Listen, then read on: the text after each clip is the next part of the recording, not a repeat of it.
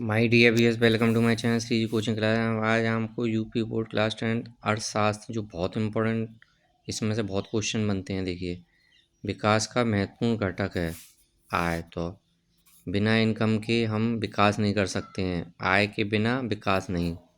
विश्व विकास रिपोर्ट प्रकाशित करता है विश्व बैंक। किस राज्य की प्रति व्यक्ति आय सर्वाधिक है? हरियाणा। इस देश का मानव सूचकांक 2016 के अनुसार अधिक है? श्रीलंका। मानव विकास रिपोर्ट 2000 में भारत का कौन सा स्थान प्राप्त हुआ? 130वां। बांग्लादेश ग्रामीण बैंक की स्थापना हुई 1970 में। लोगों के बीच समान विकास लक्ष्य आय। देशों के विकास की तुलना का सबसे महत्वपूर्ण आधार है औसत आय। किस देश के विकास को प्राय के साधन निर्धारित किया जाता है? प्रति व्यक्ति आय। मानव विकास रिपोर्ट किसके द्वारा पेश की जाती है? यूएनडीपी।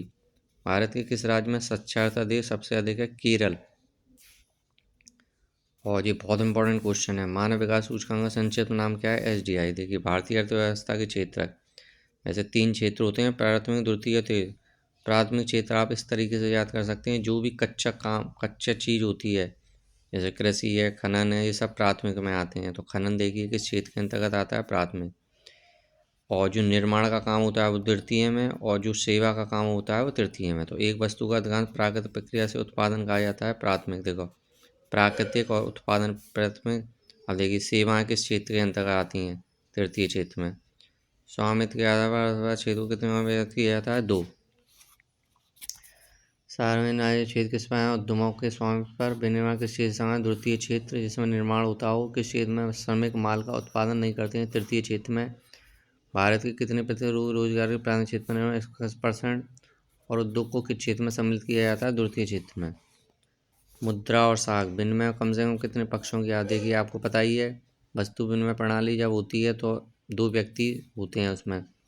वस्तु विनिमय प्रणाली में सीधा हम विनिमय करते हैं, प्रत्यक्ष। भारत में कौन सा बैंक नोट जारी करता है? RBI, reserve bank of. ब्याज दर भी आरबीआई। स्वयं सहायता समूह किस प्रकार लोग शामिल होते हैं? समान सामाजिक पृष्ठभूमि के। सहकारी समिति से ऋण की प्राप्ति किसके द्वारा होती है? सहकारी समिति।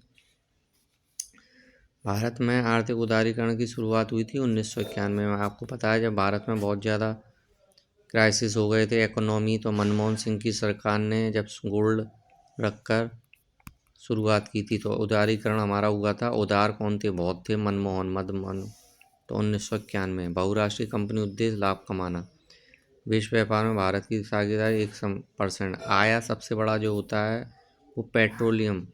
नई आर्थिक नीति का उद्देश्य है प्रतिभा गुणवत्ता सुधार। विश्व व्यापार संगठन की स्थापना 1995 में। ये बहुत इंपॉर्टेंट है, इसके 2 क्वेश्चन बहुत इंपॉर्टेंट है: उदारीकरण और विश्व संगठन। वैश्वीकरण की नीति से किस क्षेत्र को लाभ नहीं है? कृषि। 2000 सदस्य 149। विश्व व्यापार संगठन किस समझौते के अंतर्गत किया गया? मराकेश समझौता। विश्व व्यापार संगठन कृषि अभियान किस बॉक्स पर लगा है? लाल बॉक्स। उपभोक्ता अधिकार। उपभोक्ता को न्याय पाने के लिए जाना चाहिए उपभोक्ता केंद्र।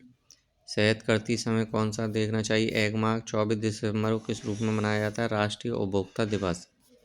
सूचना का अधिनियम पारित किया गया था अक्टूबर 2005 को। आरटीआई बहुत इंपॉर्टेंट है ये।